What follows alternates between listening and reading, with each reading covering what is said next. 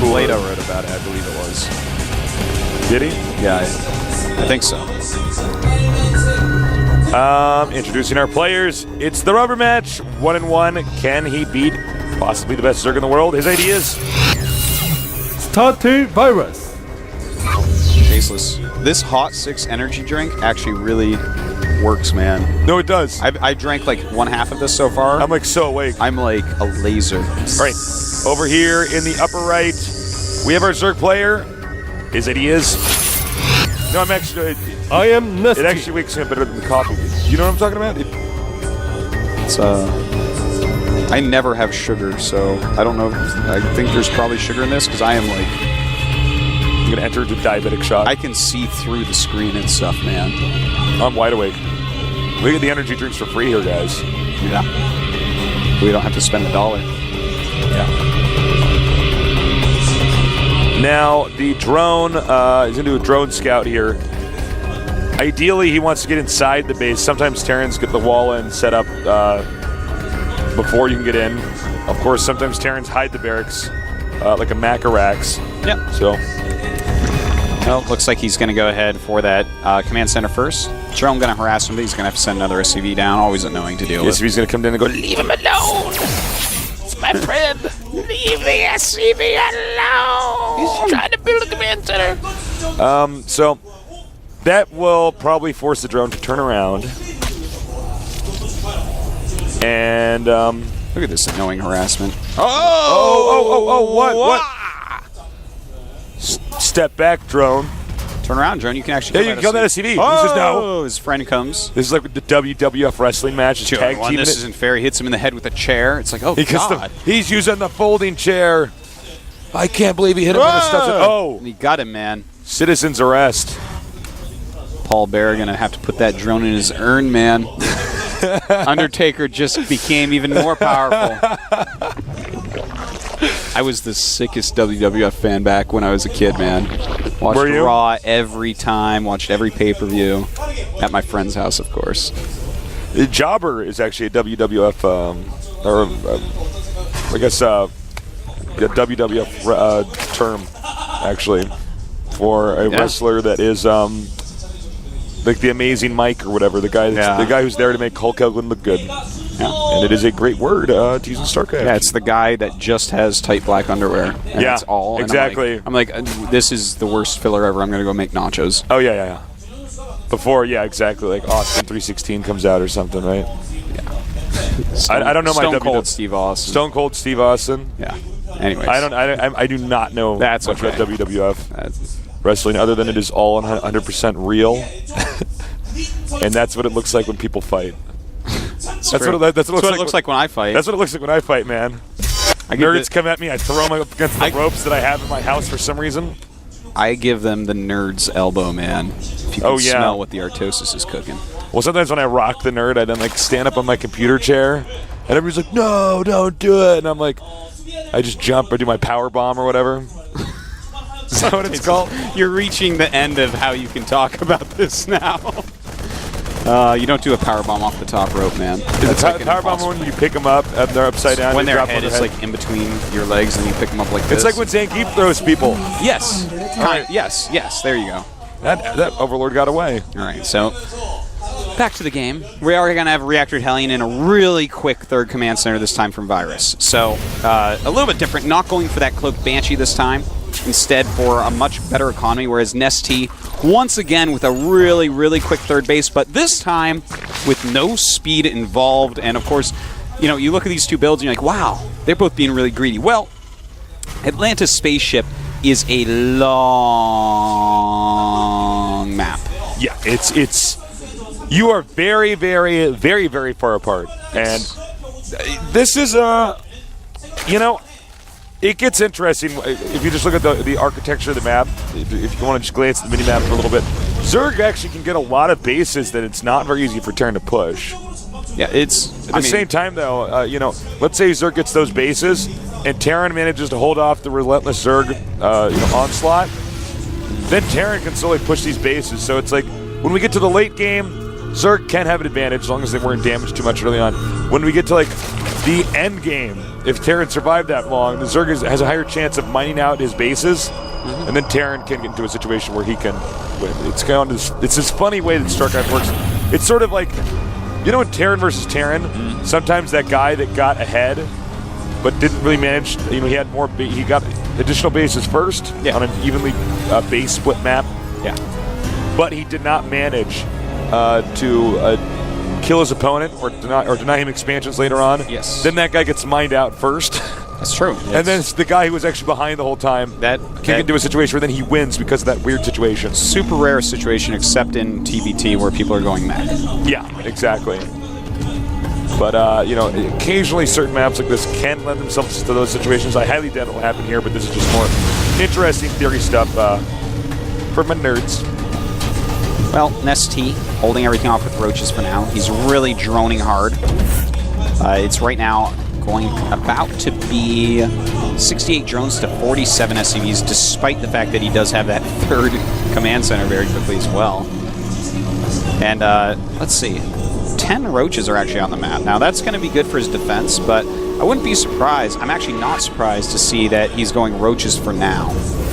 You know, sometimes if you have a big map for Zerg and they're really far away from the Terran, if you just go roaches for your early game, it's going to allow you to transition a little bit better a little bit later on. You can get a lot of drones out that way. Because, like, for instance, if you're rushing up to mutas like is normal, that's going to cost you a lot of resources, and you're going to have to be very careful with any attacks that come. But if you just have roach tech and you have some roaches sitting around, if they try to attack across, you're like, ha ha ha, because the map is so long, and then you suddenly have so many roaches, you just crush it. That allows you to get more drones at this part of the game. It's kind of like a neat way to play. We don't actually see it that often, but it's cool. Yeah. Guys, trust me, it's cool. It's cool. Also note, this map is so big that it's pretty hard to actually push the creep into the Terran territory, which is ideal. You know, spotted the medevac. Spoiler alert. Nice cough.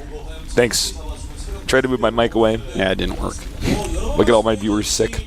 Uh-oh. I don't think that's how it works. That's how germs work, man. All right, so this drop's still trying to come in. Shouldn't really end up working all that well. There's a lot of units around. Sees it once again. Going to try to drop behind. There was a Spore and a Queen there, so this is not going to be good.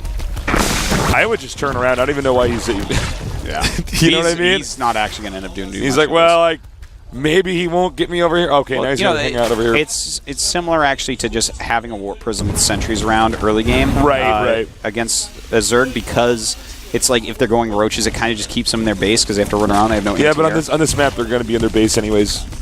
Oh, of course. But, you know, it gives him some sort of That map was not control. a good idea. But we do have mutas on the way now. Notice he is transitioning out of these roaches now. And he's already on the 75 drones, taking a fourth base with good creep spread. It's NesTea says the ideal number of drones is for this match is 85. No, that was in ZVZ. He likes to have in the 70s, I believe it is. I believe it's actually 60s. He said it was either. Yeah, it might have been in the 60s. What did he say exactly? I think he said you want to have just under 70 drones. Because more than that, like, doesn't even matter because of the units you're using. But anyways, all that aside, and the muta's going to come in here. At the same time, he is dropping in the natural. And Spire, If he gets that Spire, it's huge. There are transfusions on those Queens. There are transfusions. And he actually has transfusions on those Queens. Does not use them. A huge blunder by NesTea. Both those Queens, 85 and 81 energy. He could have transfused it twice and injected both the hatches. A big blunder there by NesTea. Well, suddenly now NesTea's going to move out. NesTea is taking a fourth base. Again, and this time a little bit quicker than the Antigua game because this is such an easy map to mac run. Notice that the fact that he went for those roaches has allowed him to max out just so quickly. Of course, roaches take up a lot of supply as well, helping that out. Maxing at about 1330 here. Oh, he's got to be careful. You don't want to lose the mutas. Virus is doing a good job of targeting down. Yeah. That was sad to watch. So, the Lings, the Roaches, the Banelings are all moving out. And, I don't know, are we just going to see him try to steamroll like we saw in game number 1, where he just takes everything he has and just throws it at the expansion. Yeah. You know what he could do, actually, because this map's so big? He could just target specifically the orbital with the banelings and then turn around, and I think he'd have more than enough time to remake his army. That's what I would do. Yeah, maybe. The thing is, if you get it like halfway down and they lift and there's siege tanks firing, it's a dangerous thing. Well, he's got some. Well, we'll see. We'll see what happens. Well, he's going to use these roaches to tank some hits here from the tanks. And in fact, oh my God, he's unsieged. The worst luck for Virus in the world. Banelings closing in on these siege tanks, but he doesn't want to hit the siege tanks with them. And this was not as good as we saw last time. Not even close. Virus held down. The Marines were. The Banelings always want to connect with the Marines, and then that way, if all the Marines are dead, the Mutalisks kill everything else. But instead, the siege tanks are in the front. They interfered with the way the Banelings could get there, and now we're seeing a counter push. And the other problem is, last time when NesTea did that attack, he had a lot of wasted tech early on, Virus did, and thus his supply is about 20 lower than what he just attacked into. He even got lucky there, and Virus still held it pretty easily. But he did kill off most of the siege tanks, only 3 with this army out right now. And NesTea actually looking like he wants to counterattack because the map is so long, but no, actually turning around. And I actually like the turnaround option, because look at this if he just crushes this army, he's in great shape. That siege tank can hit the hatchery from there, I believe. Have you actually checked the Joseph? No, I guess it's just barely out of range. Normally, map designers don't let that ever. No, it is hitting it. Oh my God! Oh my God! Yeah. Okay, I actually did not know that about this map. All right, can NesTea save it? Looks like indeed he can. Oh no, but there's more Marines up there. Yeah, does lose that hatch. That is very nice for Virus. And another drop. Virus is kicking ass. Yeah, he's all over the place right now. The Muta's going to come up and help clean this up, though. This Queen's still with a ton of energy on them. He's actually not hitting his injects as well as he would like. Okay, so NesTea is cleaning this up, but he is taking a ton of damage. Greater Spire just now starting. He needs a 4th base, though. He needs the gas from the 4th base to support Broodlords. Yeah, that's very true. And in fact, Virus knows what's going on. He's adding 2 starports right now. I like a Virus is really smart. Oh no, he's got 3 total. He's adding 2. Oh, excuse me. Yeah. Which is the right thing to do. We are way far in outer space right now. Uh-oh. See those things that look like meteors? No, those are just medevacs that are hitting the surface of this planet, man. All right. Beautiful cinematography. Yeah, man. I want to go back to looking at the outer space background. That was cool. That's actually what I'm doing right now on my monitor. You can look too if you want. Oh, man, look at that. What do you think that planet is back there? I don't know. Well, that planet's in trouble is what that planet is. All right, so Virus coming through with another huge army here. This is a really nice timing right before Greater Spire. This is a time when NesTea's going to be very weak. A decent fungal there, running past. Great move. Great move with those lings, trying to get rid of as many siege tanks as possible. But he melted the army. Yeah, and now there's just 1 siege tank left of this army, so that's important. Can he actually connect with Banelings from here? That's the important part. All right, and great spreads by Virus here. All right, 3rd base under attack. Greater Spire can be hit too by these 4 Marines. And well, is he going to lose his 3rd? He's got Broodlords on the way though. 5 Broodlords. He's not exactly targeting down the hatchery. Yeah, he's just kind of hitting random stuff here, but that hatch gonna go down for sure. By the way, the 4th base, well, like I said, it's glad to be. Well, there's an additional expansion that Terran has now. Yeah. That's going to be dropped. Virus. I mean, look at these 2 guys at the bottom of our screen. Man, these guys are focused. They are moving fast right now. And all right, save this one. NesTea is in a very bad spot right now. It's a very close game right now. 3-2 upgrades against 2-1. He does have Broodlords, but Virus mining a lot more with that 4th base up and operational. Medevac taken out. Okay, so he needs to keep these Broodlords alive under all circumstances. With the Broodlords out, he could probably maybe hold. He needs some infestors for fungal so he can stop the Marines from running under them. Vikings are coming, though. He's going to also need Corruptors, so that's going to be a difficult call there. This base will be canceled, unless he doesn't cancel it. Well, the Broodlord's going to push everything back right now. This is going to be cleaned up. And Virus, I mean, he's in great shape. He's producing 4 Vikings at a time, so it's going to be unbelievably hard to actually produce enough anti-air and enough anti-ground to go along with these broods. You have to have a gigantic economy for that, and NesTea doesn't have that. He has a lot of minerals, but he doesn't have a lot of bases. He doesn't have a particularly large amount of larvae, only 15 right now. So, I mean, all he can really produce right now is either roaches, which are going to suck in this situation, or zerglings, which are going to be not really that useful. They're just like expensive broodlings. Okay. Do not unload there. He's pushing now. Now NesTea's at 166 supply. He will have to be very scrappy with his play if he's going to hold this this attack, and I don't think that's going to happen. Yeah, this is bad news right here. These Broodlords going to be targeted down pretty quickly. The Baneling's coming in, but a lot of Siege Tanks there. You don't want to hit the Siege Tanks doing almost no damage. GG. I think he's going to tap out now. NesTea is definitely going to tap out. Even a drop in his main base right now, targeting down his infestation pit. Wow, Virus beats NesTea. He does. In fact, Virus with only about 5 or 6% of the vote kind of get out of the group in first place. You guys, you got to believe in solid macro Terrans. They are really good. This guy may not be flashy, but he is really good. Damn. Great play there by Virus. NesTea going to be a little bit frustrated with that. And I have to go back to what the actual issue was that lost NesTea this game. Not that he would have won if he hadn't played exactly like this, but he went once again for a very quick max and trying to bust the Terran player. The reason why it worked so well on Antigua is that the Terran player Virus went for Hellion Cloaked Banshee, which did nothing. And that got his supply way behind. This game, he did not go for the Cloaked Banshee. He went for a quick third base.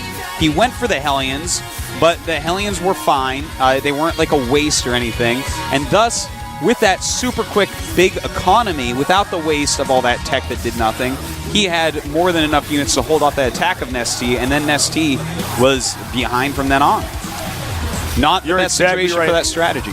Well, it's too bad, too, because I think NesTea could have really utilized that map a little bit better. Yeah, it's a gigantic Could have utilized that spaceship called Atlantis a little bit better.